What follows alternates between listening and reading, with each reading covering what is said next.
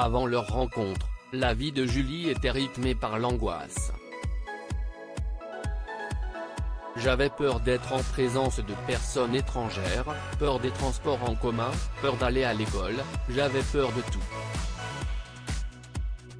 J'avais été déscolarisé à 14 ans et je n'avais pas de perspective d'avenir quand mon chien est entré dans ma vie et m'a sauvé, résume Julie, aujourd'hui âgée de 18 ans. Souffrant d'une maladie neurologique, le trouble du déficit de l'attention avec hyperactivité, TIDA, diagnostiqué lorsqu'elle avait 6 ans, la jeune fille a développé des phobies sociales entraînant chez elle des crises incontrôlables. Quand j'angoissais, et encore parfois aujourd'hui, ça déclenchait des crises de spasmophilie, c'est-à-dire que mon corps faisait des mouvements incontrôlés qui pouvaient être violents et assez gênants. Alors après le brevet, l'adolescente décide d'arrêter l'école, devenue une épreuve trop douloureuse.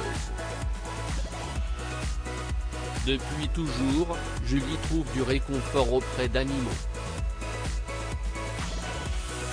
J'ai eu successivement des rats, un lapin, des cochons d'Inde. La présence d'animaux m'a toujours apaisé, ils ont une place très importante dans ma vie. C'était une femelle solitaire qui n'aimait pas les autres chiens. Je me suis tout de suite identifié il y a 5 ans, Julie entend parler du salon animalier annuel de Vincennes, Val-de-Marne, et décide de passer le cap de l'adoption d'un chien. Au stand canin des bergers australiens, elle repère une jolie boule de poils un peu particulière. L'éleveur nous a expliqué que c'était une femelle solitaire qui n'aimait pas les autres chiens. Je me suis tout de suite identifié, confie Julie. Entre elles, les débuts sont difficiles. Il leur faudra suivre un cours d'éducation canine pour s'apprivoiser mutuellement. Mais rapidement Licky et Julie deviennent inséparables. La chienne montre un instinct protecteur incroyable envers sa jeune maîtresse. Un jour, j'étais dans le métro et j'ai commencé à me sentir mal.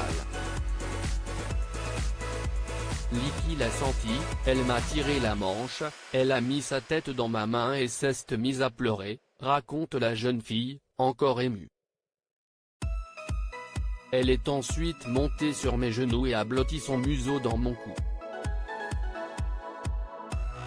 Son attitude adorable m'a beaucoup rassuré. Dès lors, Julie se sent en sécurité. Bien plus qu'un animal de compagnie, Licky devient sa chienne d'assistance, statut réservé aux chiens dressés pour aider les personnes souffrant de handicap. Car Licky développe auprès de Julie une sensibilité fine qui lui permet d'anticiper les crises de sa maîtresse.